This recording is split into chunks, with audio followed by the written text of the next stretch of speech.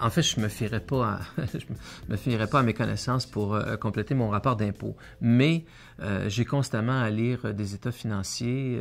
J'ai à rencontrer des banquiers, des gens d'affaires. Je dois les convaincre d'investir, de faire des dons dans la campagne de financement de l'École nationale. Donc, je me retrouve constamment dans une situation où je dois expliquer, je dois interpréter des chiffres, interpréter des états financiers, expliquer les situations, expliquer les investissements. Je pense que toute cette formation-là m'a permis de faire le pont entre les artistes, les concepteurs, les chercheurs, les intellectuels et les gens du milieu des affaires qui sont beaucoup plus à l'aise avec des comptables qu'avec des artistes. Donc, je pense que ça m'a donné vraiment un spectre plus large pour faire le travail que je fais pour avancer les projets dans lesquels je m'engage.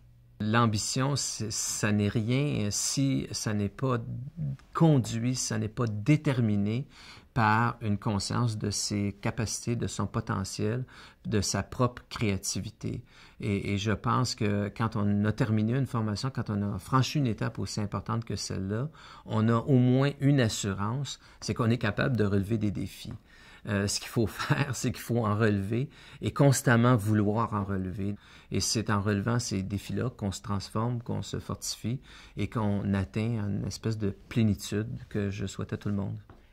Si on s'engage en travaillant dans une autre cause, à titre de comptable, mais pas pour simplement être un comptable, mais pour apprendre des autres, parce qu'en fait, plus on donne, plus on s'intéresse aux autres, plus on reçoit.